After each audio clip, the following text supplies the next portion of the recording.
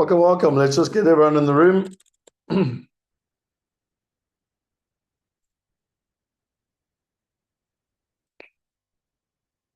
Okay. I'm sorry the length of today. Today is always the longest day. There's no ways to cut it down without leaving out fairly vital information in terms of the process. So I just wanted to welcome you all to the Q&A for day 2 and in terms of where we're at.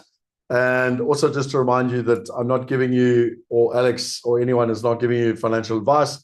We're just sharing our knowledge, our questions, our thoughts, and our mistakes. So, right, let's go to questions. So I saw there were a couple of questions that came through, but I think today what I wanted to focus on was specifically what we went into with the different countries, the different models, the different currencies, all the different assets. I know it's overwhelming. I apologize. I don't really. And by the way, I'd love constructive feedback if anyone thinks there's something else I should do. I mean, we could do this challenge over a month, but then no one would turn up because they've got other things to do with their lives. So, yeah, how can I help? Hit me with it. Yes. You're muted. No. Shana? Hang on, I'll help you unmute. Just 2 seconds. Ask to unmute. There we are. I think a little button comes up to click to unmute. Hello, can you hear me? We got you loud and clear. Yeah. Great. Can I please ask, what is a Ponzi? So I assume you're referring to a Ponzi scheme. Yes. So what happens with a Ponzi scheme is like Bernie Madoff was a Ponzi scheme. So what that basically means is where he has an investor and let's just use $1,000 to keep it simple, okay? So that investor gives $1,000 and he promises that investor a 10% return. So I'm just using round simple numbers. No, that's fine by me. So that investor is now owed $10. But he doesn't actually invest that into any decent asset. So what ends up happening is he needs to go get another investor. So that next investor gives another $1,000. And he takes that $1,000 and he uses that money to pay out the first investor. But now he needs to get a third investor to pay the second investor and the first investor. And that becomes a Ponzi scheme. And Bernie Madoff created the biggest Ponzi scheme in the history of the world, where what generally happens with them, though, the easiest way to kind of spot them is where the returns are beyond the market. So if you look at everything I've kind of shown you, the averages in the market are somewhere between, depending if you're talking income plus capital growth or just income. But if I said to you, I can give you a 20% return in income, I'll give you an example. There's not one asset I've showed you that's making 20%. So the only way I could give you 20% would be if I was taking money from somewhere else and so what happens with Ponzi schemes normally is the returns are really high and people get greedy and they don't look at like what is the actual thing that you're investing in. So Bernie Madoff, what are you investing in? Why are you so much cleverer than everyone else and getting such better returns than everyone else? But most often people are like, it's too good to be true. And they're greedy and they don't want to actually think about it logically. So what I always say with a Ponzi scheme, full stop, is 2 things. One is, what is the underlying asset? Like, does it make sense? Like if you invest in an industrial building in America and it's paying you an 8%, well, that's pretty standard. Like it's a pretty good return, but it's very doable and achievable, okay, in terms of that. So that's the first thing. What is the underlying asset? Does it make sense? Yes or no? And then the second question is, mainly just from a transparency perspective, is my money being invested directly in that asset? Well, again, is it one of these funds of funds where you could rob Peter to pay Paul? So is that illegal? A Ponzi scheme is illegal, yes. Oh, okay, right. Yeah. But I mean, look, they've been going for centuries, and it's mainly because people are greedy. I don't know how to say it any other way. So if I come, okay, let me tell you a personal story. So I ride a mountain bike every Thursday with some friends. There's about, I don't know, 10 to 15 of us that ride bikes. And for a couple of years, people say, well, Scott, what do you do? And I'm going, no, well, we do property in America. And we get sort of 8% return in dollars in income. And if you take capital growth, it's somewhere between 13 to 14% on average per year. And they're like, that's so boring. Like, we've got this thing in Bitcoin where we're doing this arbitrage in Bitcoin and we're getting 10% a month. I'm like, okay, well, fair enough. And then the other group of people, they were in day trading and they were also getting like 5 to 10% a month return, not per year, per month. And I was like, I kept just joking, going, well, I'm just the boring guy that does property. Sorry, like, that's fine. Anyway, that Bitcoin thing ended up becoming one of the biggest Ponzi schemes in the world. I don't remember the number, but they lost billions, 3 billion, I think, to be exact, in Bitcoin through a Ponzi scheme. And that day trader ran off from South Africa to New Zealand and is still hiding out in New Zealand. And they all lost all their money. Okay, and I don't say it, I'm not happy that people lost money.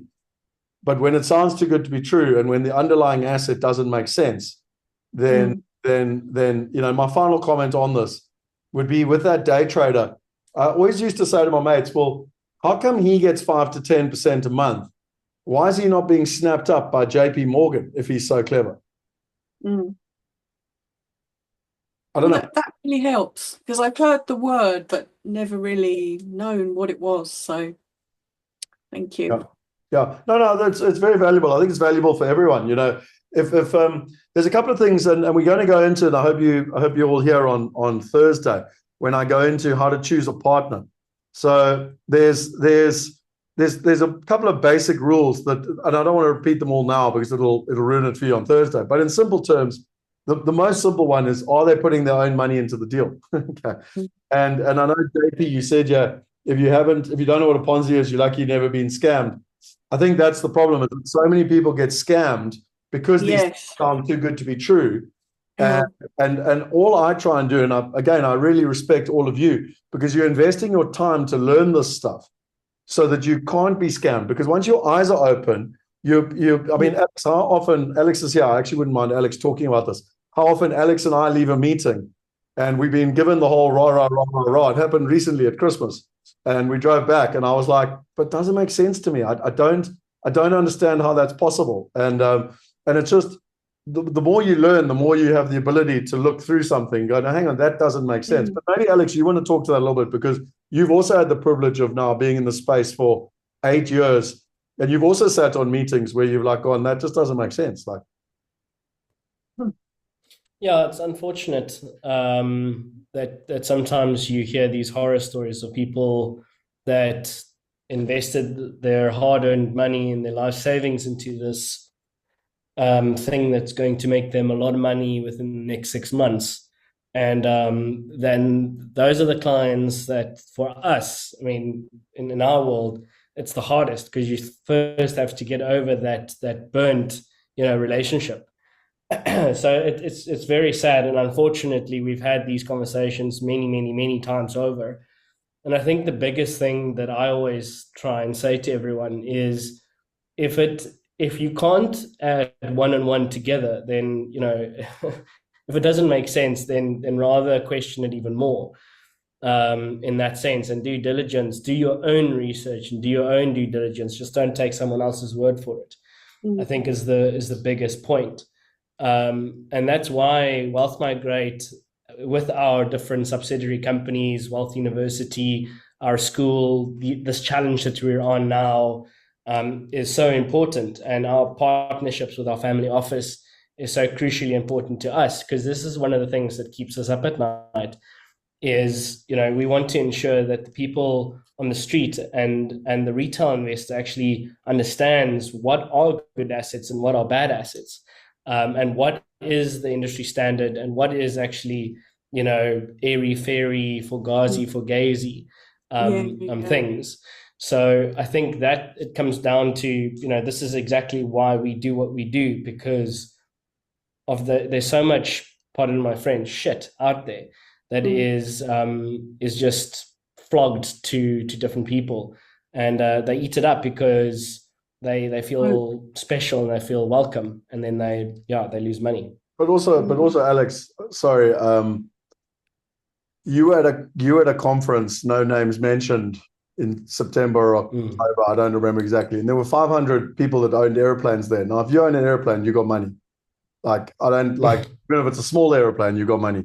And there were 500 people there, and they were promoting all these products to these people that owned airplanes. And Alex came away and he was like, wow, like they're just selling them financial rubbish, like, if that makes sense, you know. So it's not only just, you know, the people at the bottom of the food chain. But I just wanted to show you everyone the slide again. You see number 4, where I said assets we don't understand. And just to use my personal story, like I didn't understand how they were making 10% a month in cryptocurrency. And I didn't understand how they were making 5 to 10% a month in day trading, and why JP Morgan wasn't snapping them up and giving them $100 billion if they were so successful. Do you understand? Do you know what I mean? Like it's almost like a common sense test. So I just wanted to kind of bring that up. But we'll go through that in a lot more detail on Thursday, because Thursday is all about risk and partners. And I think the number one way to manage risk is through choosing your partners. And then the question is, how do you choose the right partners? Does that make sense? So we're gonna go through that. Max, I can see you got your hand up, but I just want to answer 2 questions that were here earlier, just to try and get the order right. So Heather said, please could you elaborate more on the fact that the wealthiest 1% focus on passive income, while the middle class focus on capital growth? Feels like a paradigm shift for me. So Heather, this is I can't overemphasize how important this actually is in terms of what I'm saying here. So I've been helping people now. I've been investing myself now for 28. This is my 29th year, but I've been helping others do this for 20 plus years. And what's interesting to me is the higher I got up the spectrum of wealth, the more they focused on income. And it was kind of middle class that focused on capital growth. So what I mean by that, you meet the average middle class person, and they'll tell you they bought a house in Cape Town. I'm just going to use Cape Town. It could be London, could be Sydney, could be Auckland. It makes no difference. And they say, hey, I bought the house for $1 million and it's now worth $2 million. And they're like, woo, I'm so clever. Or I bought Bitcoin for $10,000 and now it's worth $100,000. I'm so clever. But what they don't realize is that they've got a very good balance sheet, arguably, but they've got no money. Okay, and the only way to get access to that money is to sell their property, to sell their Bitcoin, to sell their house, to sell their whatever. So what the wealthy people do is they focus on income. And by the way, they don't just focus on income, but they focus on diversified income. So they don't want all the income coming from one source. So they want to have multiple income streams, because it's income that actually gives you freedom. It's the cash flow that gives you the freedom. And I somehow learned this the lucky way. It's in another presentation I do where I talk about Warren Buffett and my uncle. But what I learned a long time ago, and again, I'll give you a personal story here. We bought a house in Wimbledon, myself and my mate, and we were young. I think I was 24. And all our mates at the time were, well, firstly, it was 2002. We just had September the 11th. They all told us we were absolutely crazy because interest rates were going up and inflation was going up and everything in between. And the challenge was, I said to my mate, well, we're buying this 3-bedroom house. If we put this conservatory on, we can turn it into a 5-bedroom house and we'll get more income. Like we'll be £1,000 passive income positive cash flow. And then we rode the storm, and all my mates went out and they bought fancy apartments on the hill in Wimbledon. And what was interesting, they could earn no income because they stayed in their bedrooms extra. And then when the crash happened in 2008, 2009, their property's capital growth went down by at least 20%, and they felt, really sad. There was nothing they could do on income. They were earning no income. Whereas our cash flow went up because more people needed income. More people needed rental, and interest rates dropped. And it's just, I don't know how to explain it to you, but the top 1%, the wealthy focus on income, and the middle class focus on capital growth. Now, I'm not saying it should be either or. That's why, if you remember what I showed you today, I had a blend where 70% is focused on income and 30% is focused on capital growth. Like, you still want capital growth. I want to be very clear on that. But it's not capital growth at the expense of everything else. And it sort of ties in with your question, Shona, where like how do people get caught up in Ponzi schemes? Because it's all about capital growth. So they get caught up in the greed of it versus actually just focusing on the income. So I don't know, Heather, if that answered your question, yes or no.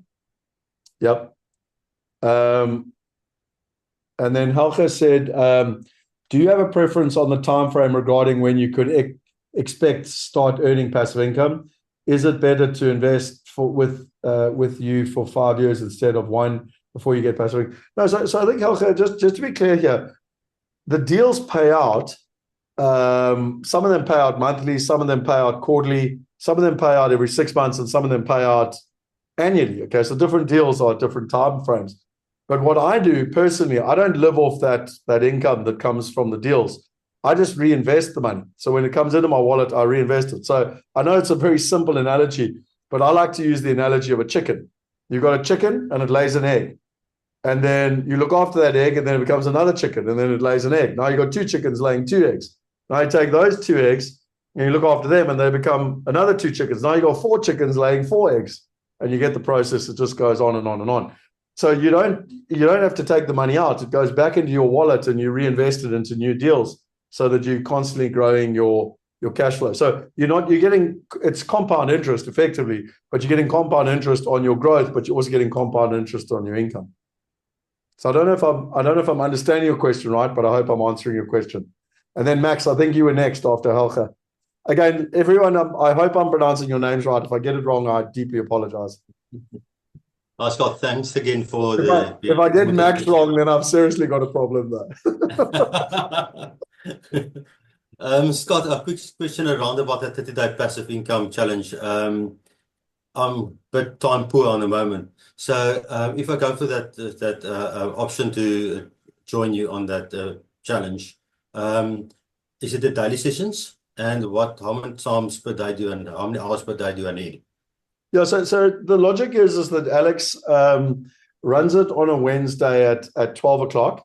We basically built the challenge, the passive income challenge, for time poor people. Okay, and so why I say that is the lesson is generally only kind of 15 minutes. It's like, right, go here, do this, do this, do this. And then he kind of stays on for another kind of 45 minutes if people have questions. But for you, Max, if you literally, it's not about time. It's just going, hey, this is week 1, do step 1. This is week 2, do step 2. Yeah. This is week 3, do step 3. Does that make sense? And Yes. so we've tried to reduce, what's the word called? Tried to reduce the amount of time as much as possible. And I mean, you could even watch the recording if you want to in 1x 1.5 speed if you want to. But Yes. but the idea is not time. It's not what you're doing now. Like what you're doing now with me and Alex now is we're going deep, and I'm trying to give you substance and everything else. This is not that. This is how the platform works. Do this, sign up. Right. This is how the wallet works. Do this, get your wallet verified. Right. This is how you fund your wallet. Do this. Do you get my point? Like, Got it. Then I've got another question. On your platform, looking at your investments, I noticed yesterday that there is like investments. When you invest in it, it's spending. Do you need to achieve like a certain target amount of all investors, like a income pool, before you activate that investment, or does it start immediately? So it depends. Okay. So like different deals are different. So if you take the Austin Business Finance, which is the finance deal, Yes. that doesn't matter. Like we can close a tranche and we can send it, if that makes sense. Okay. Yes. Sometimes we're waiting for a deal to actually close. So like we've got a German deal at the moment that's been very frustrating because it's been on our platform for the best part of a year. Okay. I've been invested for a year. And I actually wanted to say something about Shona just now. I'll come back to what I want to say with Shona's Ponzi scheme. But I've been invested in this German thing for a year, and they've been battling to finalize the bank financing. So we can't close the deal until the deal closes. Does that make sense? So our capital is sat there lazy. There's no other way to describe it. But I really want to be in Germany, and it's a great project and it's a great partner. So I've sat and I've waited. Now we've given investors the option. Hey, if you want to cancel, put your money back in your wallet and invest elsewhere, you can.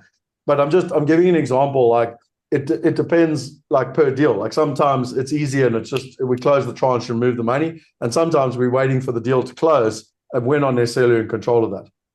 Okay, perfect. Exactly why I asked. But thank you very much. And I think just I just think to Shona's question earlier on Ponzi schemes, like I just want to be very clear. And I'll talk more about this on Thursday as well. I have not got it right every single time for 28 years. Like there will be investments that will not work. I hope everyone heard me clearly there. Okay. Which is why diversification becomes important, because you can do as much due diligence as you want. I guarantee you that if someone stood here and for 30 years said they'd never made a mistake, they're either lying, cheating, or stealing. Yes. So I just wanted, there's no guarantee. And that's why for me, if I had $100,000, I'd rather put $10, $20, $25,000 in, between 4 to 10 different deals than put $100,000 into one deal. Because back to Max's point is that, you might not lose your money. I mean, the German deal, I haven't lost any money. I've just lost time, if that makes sense. But sometimes deals don't work, and for whatever reason, and it doesn't happen very often, less than 10% of the time. But point is, it does happen. I just want to be very clear that not every deal works perfectly according to, it just doesn't work like that, Yeah. Thank you. Yeah. I hope that helps. I'm just trying to bring a dose of realism. So Heather said, if it sounds too good to be true, then it probably is completely. Natasha said, cash flow is king. You mentioned residential, commercial, and alternative property investment. What is alternative property? No, so Liesel, alternative, it's not so much alternative property investment, but it's more just alternative investment, full stop. So private equity, cryptocurrency, they're all known as the alternative. So it's the alternative asset space. So it's not so much alternative property, but rather alternative investments, structured notes. So let me pull up my slide here and I'll show you what I mean. So if I pull up this slide here from today, like the alternative, so you can see here, these are all property. And I see what you were saying, that James guy. Okay, I've got 10 and 11 twice. Oh, that's interesting. I never noticed that. Yes, okay, fair enough. But anyway, these are the alternative. Well, no, ETFs are not alternatives because they're in the secondary market. But structured notes are, gold and silver are, private equity are, venture capital is, crypto. They're all alternatives.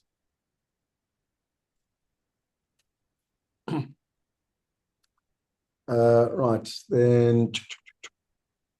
Would you want to have a fruit tree that gets huge yet produces no fruit? Yeah, income. Yeah, I think, Richard, that's exactly the point.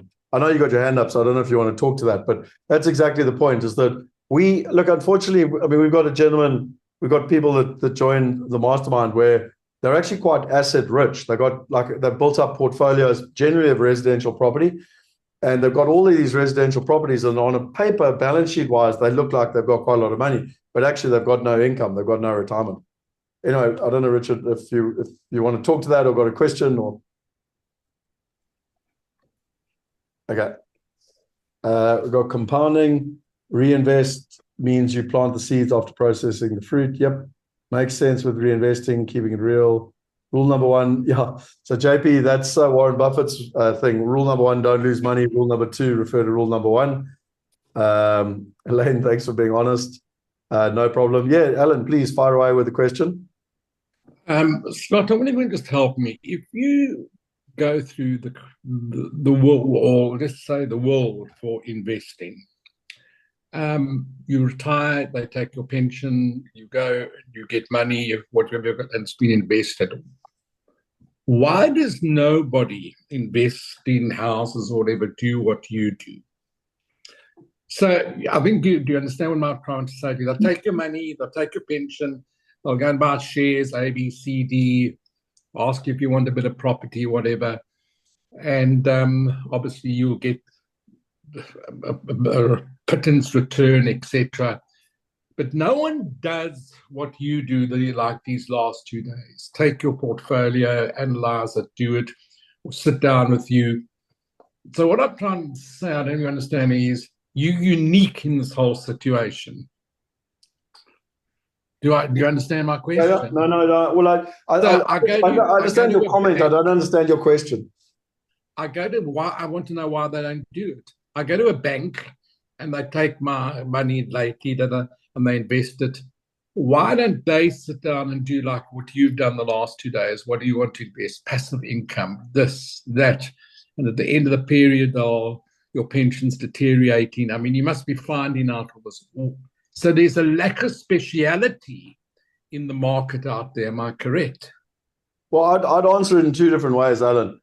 I think the first reason is when I spoke about the primary and the secondary markets, I think the financial industry's only figured out a way to make money out of the secondary market. So they only offer you secondary market products because they don't know how to they do not know how to make money out of the primary market. And also because they don't have the technology, the only time they help people in the primary market, like commercial property as an example, is when people have lots of money because they don't want to deal with thousands of investors who've invested $100. So I think it's a mixture of, it's mainly around the technology, like not knowing how to help people at scale. And then on top of that, also not knowing how to make money out of it.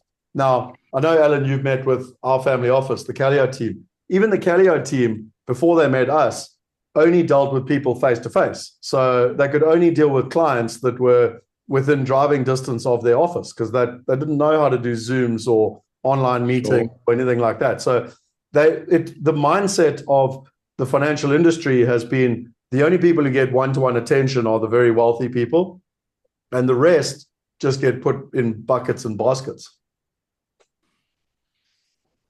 Okay. That's the way I would answer your question. I don't know. I mean, I could go much deeper and say they don't care, but that's a whole different conversation. But I mean, that's the point, is that or they don't know, or there's no training or special. I mean, there's billions being invested every day, and people not going through this course or really don't know that they could be doing better and their money would be all right. Yeah, look, I hear you, and I think one of the things that I'm trying to get right in my mind. It's an incredible situation.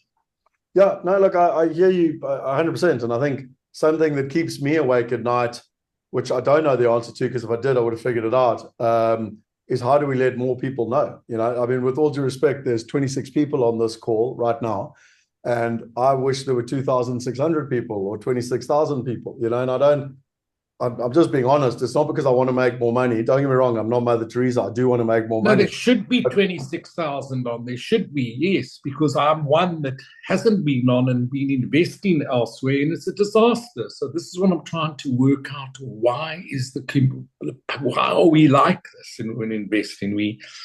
We're not trained. We have no training. We have no knowledge. We're not up to standard. Yeah. No, look, and I think it's changing. I mean, I think I mainly think it's got to do with technology. And in the past, everything was face to face, and that made and COVID changed a lot of people. You know, I've been online since 2008. I don't know if people know that, but I've been doing webinars since 2008, and I just think that I don't know. I think the world's changing. I think this will be a very different conversation in 10 years' time. Is my honest opinion.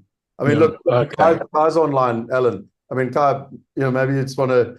But I mean, he's 14. I mean, he's there with his mom. They're in Ireland, and you know, he's online. And I mean, look, if he's 14 years old, I mean, he knows more than most 50-year-olds, quite frankly. Probably he does. Okay, thank you. Awesome, no problem. It was who had the next question? It was Richard Shona.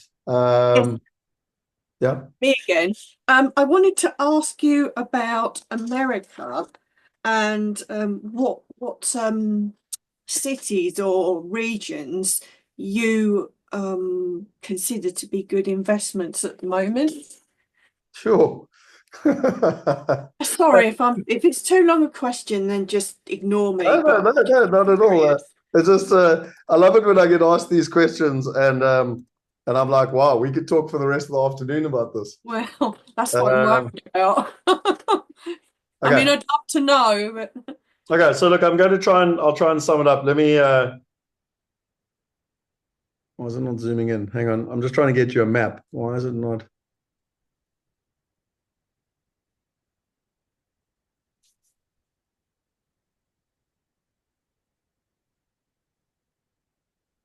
Okay, So I'm just getting a map so that everyone can kind of see what you're asking. Okay, so let me try and give you a high level kind of 30,000 overview. So there's a couple of things that you should look for that are really important. So the first thing, and just to be clear, I'm not interested in politics. I'm just interested in how you protect your money and make money. Are we clear on that? Yeah, yeah. Okay, I don't care whether you want to vote for the Republicans or Either.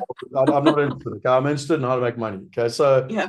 there's red states and there's blue states. Okay, so the blue states are the shit, I've just gone and forgotten. You've got Labour, Democrats. So the blue states are the Democrats. Okay, so like all on this side, like California and this whole side here, and all on the east side, kind of Washington and New York and all this. Okay, so in simple terms, they are tenant friendly. Like if we talk residential, they're tenant friendly. There's high taxes, et cetera, et cetera, et cetera. So we have traditionally avoided the blue states. Okay, they don't make as much money.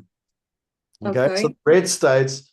So states like here, Georgia, Florida, Arizona, Nevada, Texas, Alabama,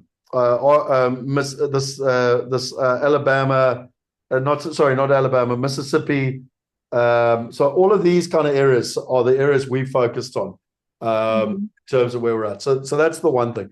The second thing is you want to look for population growth. So again, there's been mass population movements, particularly because of COVID as well, from the northeast here, or what is this? Yeah, it is the northeast here, yeah, northeast down to like Atlanta, Florida, South Carolina. All of these areas have exploded. Okay, Texas, massive, like Austin, Texas, all of these areas have grown.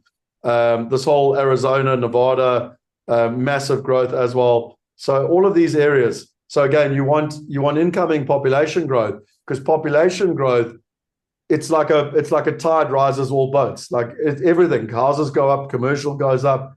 There's more jobs, more people want to move in because there's better work. It's also more tax friendly, so more people want to work. So like as an example, here in Austin, there's been a mass movement from San Francisco. So San Francisco, which is up here. Down to Austin. So Austin's become the new tech capital because it's cheaper and people can afford to live. Like in San Francisco, like for $2 million, you can't even buy a bloody stupid little apartment. And so people don't want to live there because they can't afford to. And companies then can't find good employees and all of that type of stuff. So that's another thing to look for. A third thing is like, are they business friendly? Like, are there lots of jobs? And so again, areas like, So as an example, this building here in Phoenix, I'm just going to Migrate here.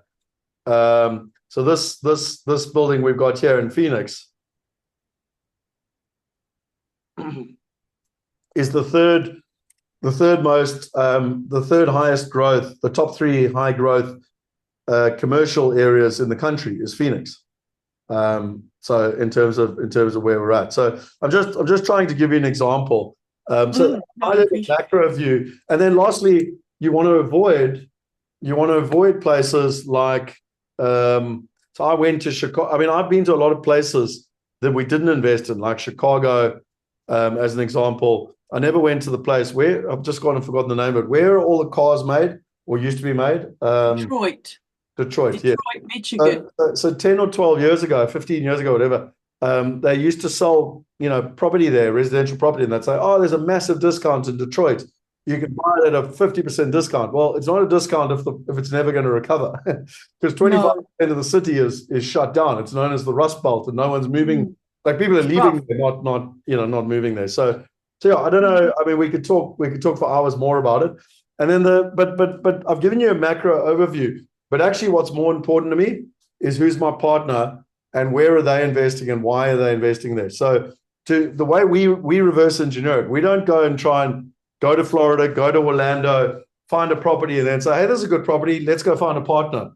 We go find the partner, and then the partner happens to be in wherever, Florida. And we're like, why are you there? And they're like, oh, no, because you've got this population movement, et cetera, et cetera. And, we're investing for this, and this reason. I'm like, okay, that makes a lot more sense. Okay. So that helps. Does that help? You. No problem. Richard, everyone's just been given a bit of a advanced advanced course there in how to find property. Great, thanks, Scott. I think just to go back to that Ponzi thing, something I learned from watching an Amazon documentary on Jeff Bezos. And what he said is that if you can reverse your decision, it's low impact, it's low risk, and it's high return, just make the decision. And I think the nice thing about the Wealth Migrate platform is that you can switch out of your investments. And so you can reverse your decision. That de-risks it incredibly. Yeah, but just be careful, just to make sure we understand each other, Richard. Not necessarily, because once I'm in a deal, so I can reverse out of it. I can remove my investment before it closes. Okay. But once it's closed, once you and I have invested in that industrial building, then I'm in the building with you. If I want to sell, I've got to find a willing buyer to buy my shit and buy my place. Okay. I just want to manage expectations there that, I always say to people, please don't invest now and phone me in a month's time because your kids need to go to university and you want your money out. Like, it doesn't work like that. Yeah, understandably, but I think it's in terms of making an initial, being scammed, if you like. A lot of scams are hot emotion. It's like now suddenly your money's gone and you've got no options. And I think the other thing is that what entrepreneurs do is they look at a opportunity, get involved, and the first thing I do is look at how to reduce the risk. And they manage the risk reduction process. Whereas other people, if you're following the old school programming system, you want to go and study and research everything so that you can get confidence and then you can actually commit. Entrepreneurs do it the other way around, and they make sure they focus on the risk management. And there will be risk. That's why you diversify, simply put.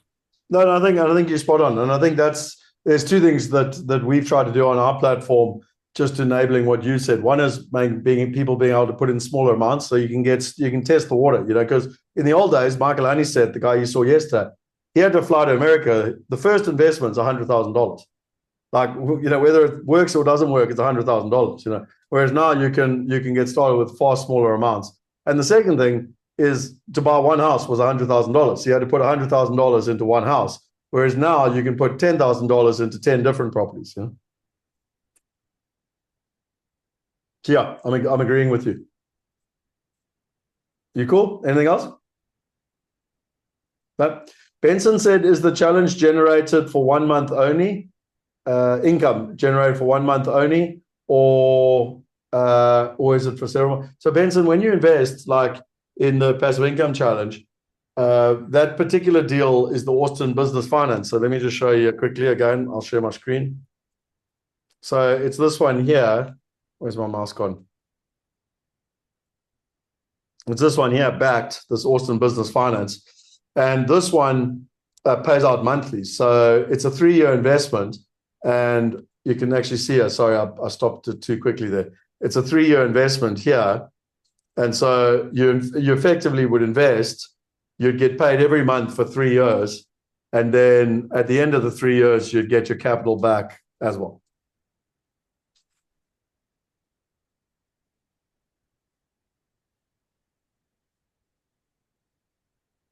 So, okay, so Kayla said, so the 30-day passive income challenge is using your own money to fund projects to produce passive income, not projects to help you build passive income by generating new income, not your own. Yeah, so I think, Kayla, that's quite important to understand. So we do work with partners like I love Paul O'Mahony and others that help people go out and make money, like, running an online business or something like that. We're not that. We're helping people invest their money to be able to earn passive income. So the only way for us that we can help people is we've got an affiliate program. And so if you like what we're doing, rather than us paying Google, it costs us $20 or something to get a new client through Google, I'd rather give you the $20 if you bring a friend, as an example. So but we don't train. We're not in the business of training people how to make money. We're in the business of training people how to invest their money and make their money work for them. I hope that answers your question, Kayla. Debbie, you've got your hand up. Hi, Scott. Hi. So I wanted to ask you about paying, being a South African person, and paying from a foreign account, am I assuming then that the income would go back to that foreign account? So if you're taking, say, $1 million out every year and you're putting it into a foreign account and then using your program via that account, so then does it stay out of South Africa? Yeah. So you're basically using your foreign account, and then from your foreign account, you're sending it to your digital wallet. So it's going into your wallet, and then all your returns are going into your wallet as well.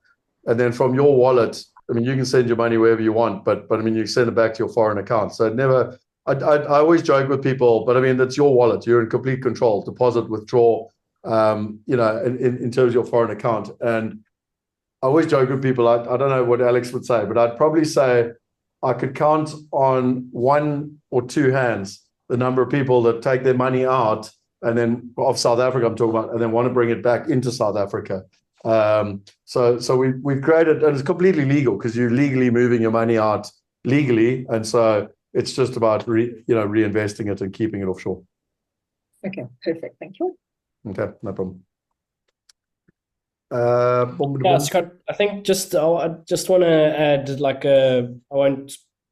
I won't take too much time, but just a small addition to what you said there is the whole purpose of this platform that we've built is to offer clients a tool to build a portfolio in alternative investments in terms of global.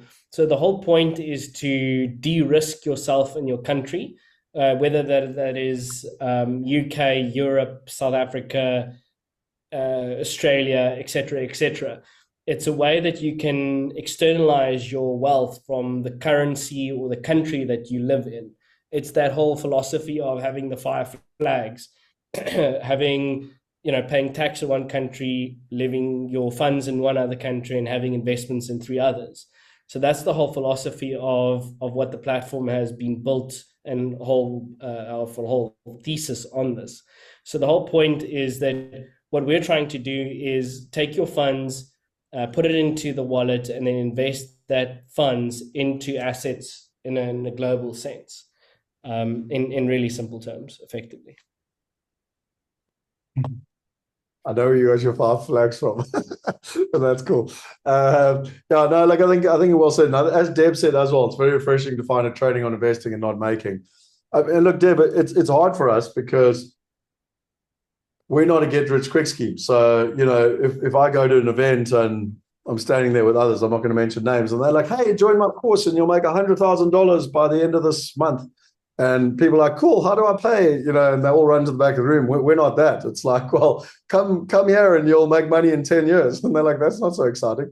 But unfortunately, that's just the way it is. And that's why I like bringing people like Michael and stuff, where he says, hey, this took 10 years. Because I don't want people to come here and say, 30-day passive income challenge, I'm going to be retired in 30 days. That's just, I want to make sure that we want you to get started. We want you to prove that it can work. We want you to get a result. But we want people to understand it's going to take 5-10 years to do it properly, if not longer. Shona, you got your hand up. Oh, yes, jumping around a bit.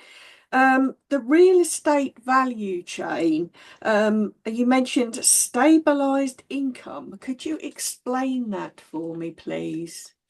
Yeah, listen, you're asking brilliant questions, so thank you. Please keep them. No, it's very, very valuable for everyone. So I deeply appreciate it. So stabilized income, probably one of the best lessons I learned, actually.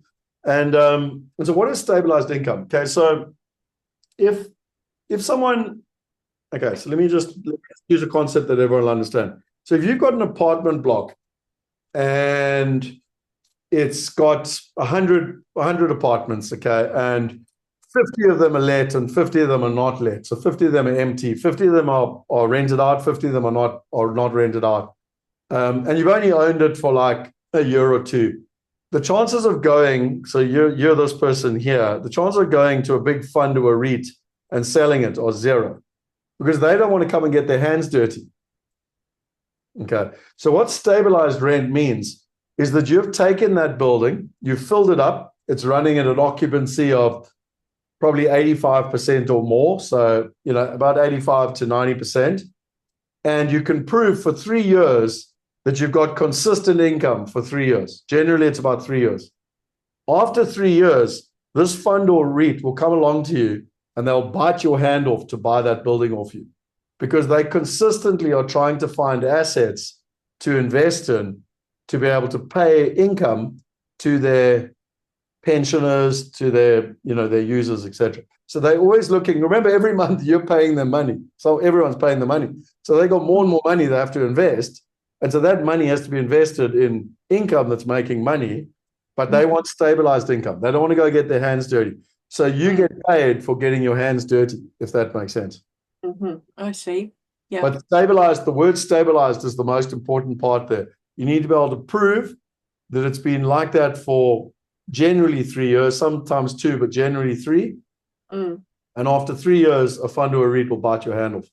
Yeah, because it's proven track record. Yeah. And just by the way, if you want to join a few dots here for everyone, the reason property deals generally last 5 years is because you buy an asset, it takes 2 years to fill the asset, and then it takes 3 years to prove that it's stabilized, and that's when you exit. Right. Okay. That's helpful. Thank you. Yeah. No problem. Perfect. But great question. It's very, very important. Sorry, Scott. I got to jump. I've got a meeting now in literally 1 minute. So just ping me if you need anything else. But otherwise, I'll see everyone tomorrow. Yeah, awesome. Thanks, Alex. Thanks very much. Bye. Cool. I know that Deb also said she needs to jump. I'm conscious that we're over time, but I'll stay answering questions for as long as people want. So it's good. Shona, you got another great question for us. I have actually. Well, I think it is. It was just, I wondered if you could simplify for us the very interesting talk that Gary gave. He invests, and what have I got? I want you to talk about in simple terms what Gary does in London. So can you say he very simply A, B, C, D to understand how his strategy all fits together? So he buys a piece of land, he gets planning permission, he develops it. How does he fund that? Has he got a group of people he works with? Does he offer the opportunity out to other people? How does it all work? I mean, he sounded so knowledgeable, but for me, it was like, wow. Okay. So, look, in simple terms, he follows the value chain. So he'll often go and buy a piece of land, he'll rezone it, then he'll develop it. So he'll build the vertical infrastructure. So he'll go and build the building. And then he would sell. So in residential development, that they sort of skip these 2 steps and they sold straight to the retail investor. So that's where he would go. He'd fly around the world. He'd come to South Africa. He'd go to Hong Kong. He'd go to Singapore, and they would sell apartments. You know how London developers did that all over the world. In Dubai and whatever. They'd sell hundreds of apartments in a weekend, basically. So people would come along. I mean, that's how I met him. So my record was I sold 86 properties in one day. So people came along and they joined up and they queued, and we sold apartments. And we'd help them get financing, and we'd help them, buy the property and then, manage the property and everything in between. And so that's what he used to do. Then what happened to me about 2 years ago, there was a very wealthy gentleman. I'm not going to mention his surname because he doesn't like, but I'm just going to call him Ben. And Ben basically said to me, hey, there's this guy I know, and he's been building developments for 20 plus years, but he doesn't like the fact he has to sell them all, because, to answer your question, he didn't have enough money to hold them. So he built them, but he had to sell them, and that's how he made his profit. He said he'd much rather be able to hold the buildings, because, like he said earlier from Nady Kirsch, the way you make money is by holding the building. Yeah. And because of your technology, Scott, I've been talking to him about why don't we hold the building, but get investors to come and invest alongside him, and then we hold the building. So I said, well, that sounds brilliant, because now we're not buying at the end of the value chain. We're investing right alongside the developer. So we're investing we're investing effectively at this level. So he's developing it, and you can either invest at the development stage, or you can invest at this investor stage. But the point being is you're investing at this level. Are you with me now? I am, yeah. And so anyway, this is how the story goes. So I'm like, Ben, well, who's this guy? I'd love to meet him. It's been, that'd be amazing. He goes, oh no, his name's Gary Sachs. I was like, you're shitting me. I was selling Gary Sachs developments in 2007. So anyway, that's how we've gone full circle. Right, and that's how something like that would become available to us as investors. And exactly. So if you look, sure, where would I find it now? Just give me 2 seconds. I just want to find you something.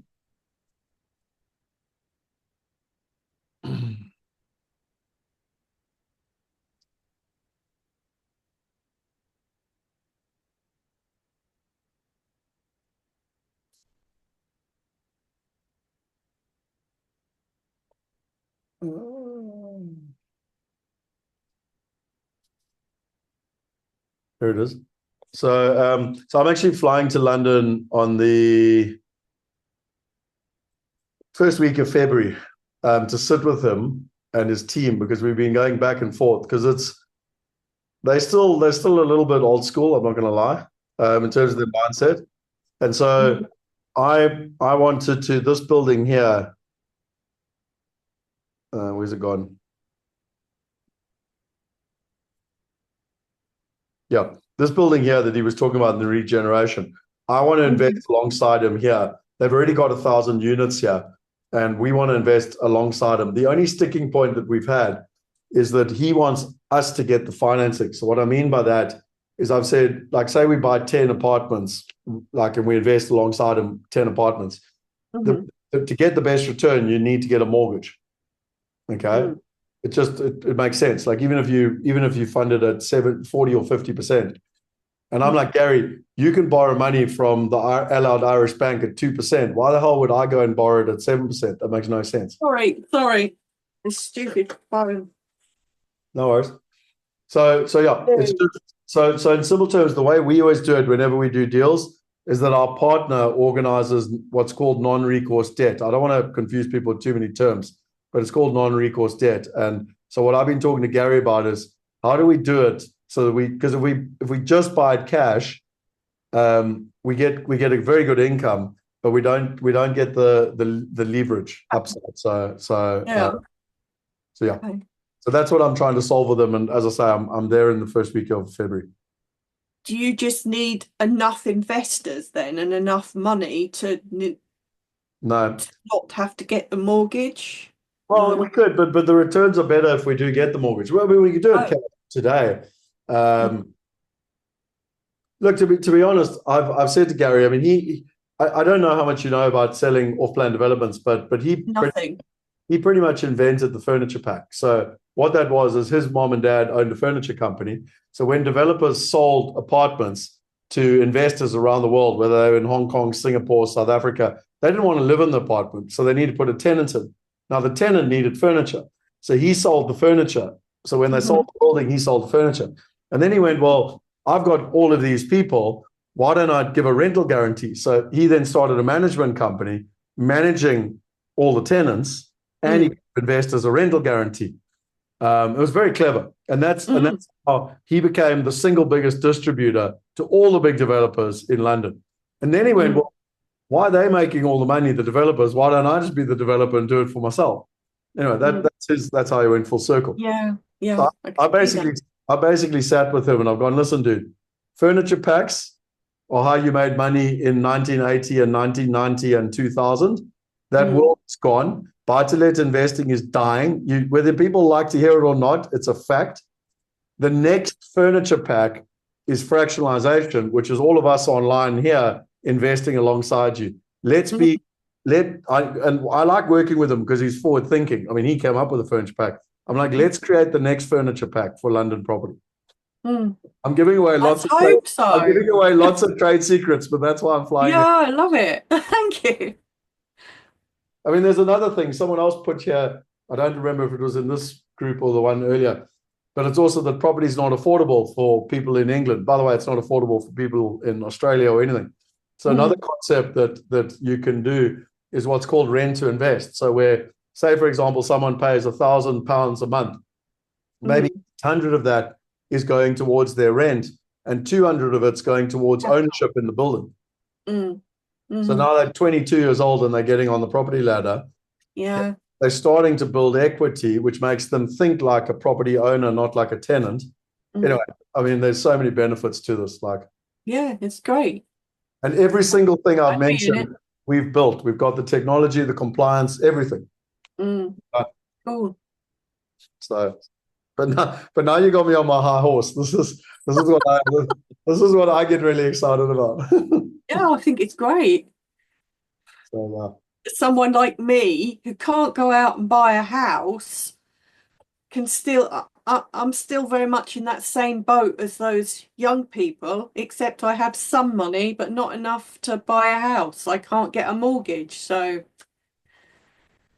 yeah, no, completely. And that's the point. And I mean, Deb, you said here there's a lot of red tape. I mean, there's a hell of a lot of red tape all over London. This is on the west side of London, but I mean, these buildings, the ones I'm talking to them about, are already built. They've already got tenants. There's 1,000 units with tenants already in. I'm much more interested in existing buildings with existing income. No, so look, I mean, there's lots of ways to look at this. It's also the other way, which is where you might have the money to buy a house, but now you don't have all your money tied up in one house. Why don't I don't. Why don't you? And I don't want the hassle. Yeah. I don't want the hassle of running rented properties. I don't think it's a good way to go. Yeah. Well, I joke with people, but this year I think I'll probably do it this year. I think I might run a challenge on why buy-to-let is dead and what you can do about it. Oh, you'll upset Simon Zucci. Well, I'm actually talking to Simon about it. And funny enough, he voice noted me while we're here. I won't upset him because I'm having the same conversation with him. I'm like, dude, let's move forward. Like, the world is changing. Like, we've all made. He knows it. He knows it too. I mean, we've all made money. Me included has made money out of helping people buy-to-let properties. I mean, I helped 2,500 people. Let's be frank. But that was 20 years ago. 20 years ago, there was no way to do what we do now. So but there is now, and therefore. It's like riding an Volkswagen saying cars are never coming. They're coming whether you like it or not. Electric cars. Exactly. Yeah. Thank you very much. No, it's a pleasure. I love this conversation. By the way, I much prefer the Q&A sessions to the PowerPoint. Like, there's a part of me that just wants to say, hey, just watch the recording. It's like anyone can do a PowerPoint presentation. I much prefer the Q&A because it's a conversation, So Yes. Yeah. So you're in effect looking for stabilized income. Yeah. Because you're looking for tenanted apartments to invest in. Yeah, Is that correct? We'll go through this. We'll go through this on Thursday because there's a thing called risk profiling. But if you go to different deals, you'll look here. I'm just going to give you an example. So like there's different risk profiles. So you see, like, this one's value add. So this is a building. Okay, it's not a residential property, but it was a commercial property. But it was when they bought it was only 80% occupied, and so part of the business plan was to fill it up. So there's more risk, and I'm going to explain this tomorrow. So I'm not going to explain it now. Yes, but there was more risk. If you take this other building, which I still to this day can't believe that I invested in this. I mean, check how cool this is. Like, check out this building. I never thought I would own a building like this. Anyway, magnificent. But see, like, this one's lower risk because it was already about 95% occupied, and so there's less upside. Like, there's less kind of potential for growth, but there's also less risk. I've got to go. Thank you. The doorbell's ringing. No, cool. I think my dog. I think probably everyone's in the same boat. Sorry, I'm really enjoying it. No, I've got to put the dog in. All good. Thank you. Is there anything else that I can help anyone else with? I see you guys have said keen to learn more about Rent Invest. A lot of people are. It's certainly something that I think in the first world there's a significant opportunity. And by the way, there's a guy called Billy Selakani that's the top motivational speaker in Africa.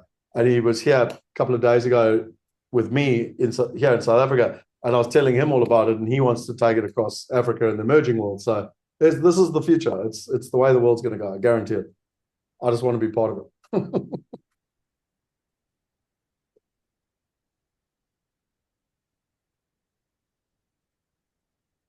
Elaine, you mentioned word remit. I didn't. Someone just put that on the group.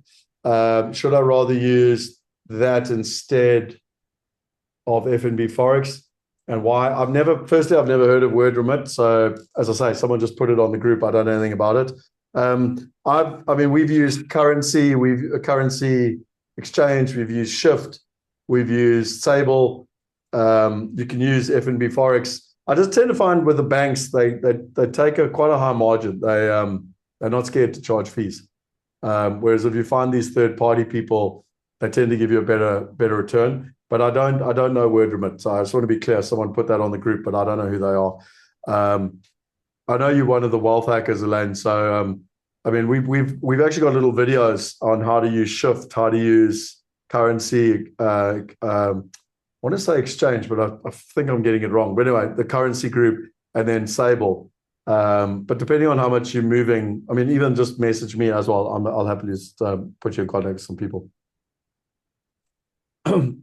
Renee, I have a buy-to-let flat, and this is great when the tenant is behaving and paying rent. Not so good when the boiler breaks or the tenant stops paying. Fractional ownership in London still gives capital growth, but lessens the risk of having. Yeah, no, Renee, that's exactly the point. I'm exactly the same. It's like the bloody tenant phones me and the sky's not working, or the bloody boiler's broken, or it's just never-ending, ongoing stuff. So, I'll show you tomorrow as a bit of a sneak, but I'll give you a sneak preview here. Like if you take this. Like you can have your one buy-to-let in London, like you just said. But if you take this, like we bought in Oklahoma, we bought into along with a big investor, but we basically bought 750 apartments. So we own 750 different apartments. And if you look here, we only owned a piece of it, but I mean we get paid $6,500, just short of $6,500 every quarter. I was like, boom, boom, boom. And look at it, just consistently every quarter into our bank account. And I always joke with people, it's like, didn't have to fix a toilet, didn't have to worry about a boiler, never worried about one tenant coming or leaving, nothing. In fact, it is so boring, it's ridiculous, because you put your money in and then the money just comes back, in terms of that process. And that's why we call it institutional investing, because that's what the institutions do. They're not running around trying to buy, one house and manage it and look after the tenant and fix the boiler and all that. And that's probably a good way to end off, because that sums up the whole day I've been trying to talk about, which is the mom and pop mindset. The retail mindset is I must go buy a house. Often it's even I must manage the house on my own and look after the tenant and everything else. And the institutional is like, right, how do we get out of that rat race? And how do we go buy 750 apartments? And how do we pay for a professional management company to look after the whole lot? That's how it works. I mean, who's going to be better at managing your property? You or me or Gary Sachs that has 5,000 units? And I guarantee you he's not doing it. He's got, I don't know how many staff, but 5,000, they manage 5,000 units in London. Yeah, so that's the same for me. Okay, I'm going to call it for today. Otherwise, we can talk all afternoon. I will see you back tomorrow. Tomorrow is all about the family office. So it's about your asset allocation. I'm going to introduce you to the family office tomorrow. And what becomes super, super exciting is like we're going to evolve more and more from, it's been sort of why yesterday. Today was really theory. Tomorrow we start to get practical. Thursday we get more practical. And by Friday we leave with a plan. Make sense? Awesome. Cheers, everyone. Have a wonderful day. Bye-bye.